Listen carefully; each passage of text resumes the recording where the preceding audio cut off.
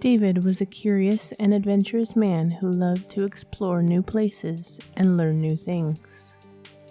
He had a passion for history and always wondered what it would be like to live in different times and cultures. He had a secret wish to travel back in time and meet his ancestors and see how they lived. One day, he found an old book in his attic that belonged to his great-grandfather. It was a journal of his travels around the world and his experiences in various countries. David was fascinated by the stories and the pictures in the book. He wished he could see those places with his own eyes and talk with his great-grandfather. He noticed that there was a strange device attached to the book. It looked like a watch with a lot of buttons and dials. There was a note on the device that said, "This is a time machine. It can take you to any time and place you want. Just set the date and location and press the button. Be careful though, as you can only use it once. Don't forget to come back to your own time. Love, Grandpa." David was amazed and excited. He couldn't believe that his great-grandfather had invented a time machine and left it for him. He decided to use it and fulfill his wish. He thought about where and when he wanted to go. He decided to go to England in the year 1815, when his great-great-great-grandfather was alive. He wanted to meet him and learn about his life. He set the date and location on the device and pressed the button. He felt a sudden jolt and everything went black. When he opened his eyes, he found himself in a different place. He looked around and saw that he was in a small village with old houses and shops. The men each donned a three-piece suit with a long coat with tails, a waistcoat and trousers that were tight-fitting and cut at the ankle. The women he saw rushed by in the shade of their parasols and wore long flowing skirts with a high waistline fitted bodice. Everyone was the epitome of proper society of a bygone age. He realized that he had traveled back in time. Trying to get his bearings, he walked around the village and tried to find his ancestor's house. David asked some people for directions, but they looked at him strangely and ignored him.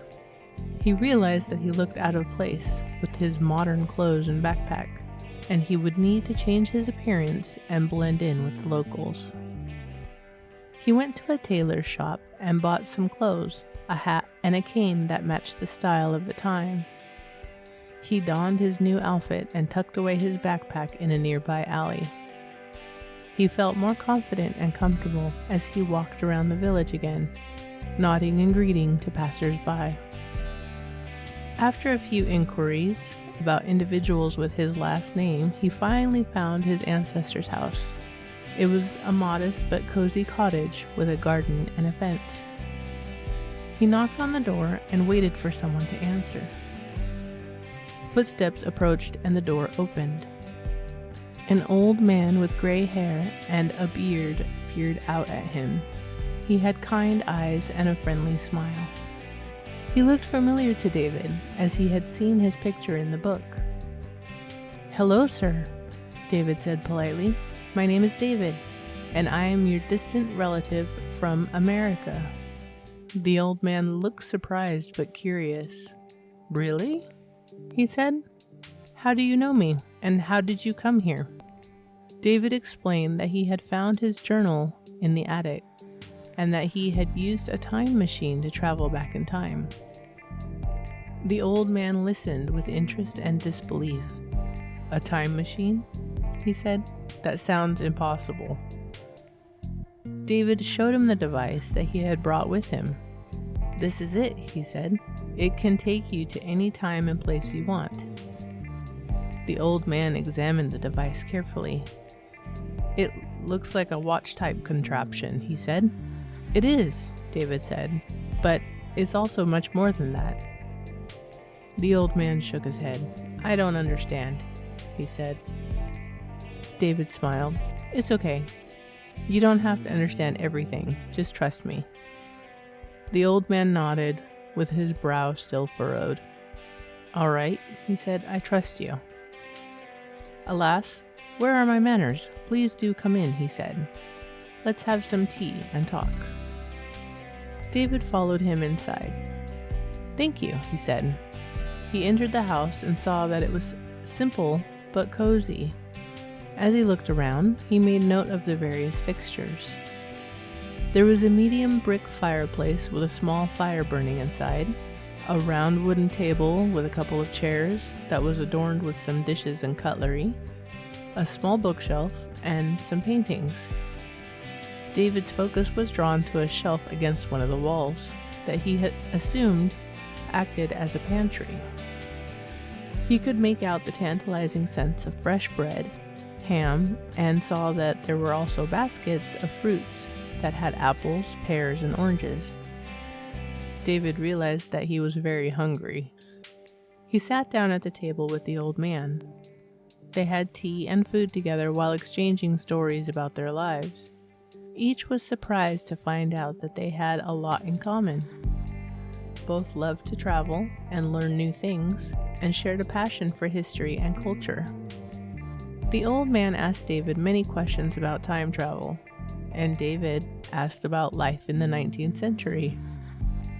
David was surprised to find that even though they were both from such different times, they had so much in common. Time only changed how these commonalities were expressed.